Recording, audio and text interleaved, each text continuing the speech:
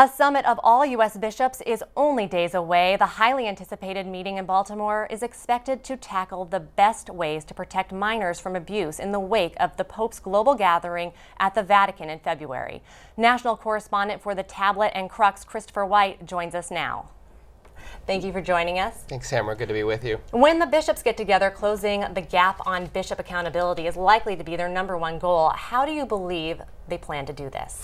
Well, look, the bishops are going to come together next week, and they're going to say, look, in 2002, we passed what's known as the Dallas Charter, which sort of outlined the new standards for protecting minors. And they enacted a zero-tolerance policy saying that if you are a priest found guilty of abuse, then you're out. There's no room in the priesthood for you. But the problem with that is that it didn't hold bishops accountable, and it omitted them. So they're going to try to close the gap, and new measures enacted in Baltimore next week.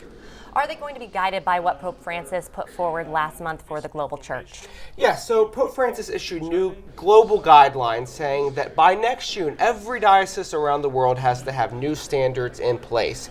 And so they're going to try to get this done next week. And what they're going to do is rely on what's known as the metropolitan option. So that if an allegation of abuse against a bishop comes forward, it will then be investigated by the metropolitan bishop. So there are about 145 dioceses in the country, and then about 32 territorial archdioceses over these smaller dioceses. And this new model will rely on the head metropolitan to invest claims against other bishops. So how does this differ from what the U.S. bishops had hoped to accomplish when they met last November? So this new structure will rely on the metropolitan archbishop to do the investigations, whereas last November they were trying to pass a proposal that would have relied on an outside nonprofit board to be set up. But the Vatican said, hold on, we can't do that because it would effectively give lay people more power than the Pope, and they put a kibosh on that.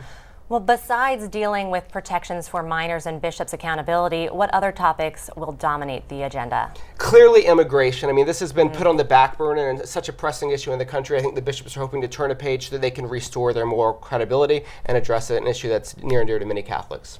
Thank you, Christopher. Thanks, Samara.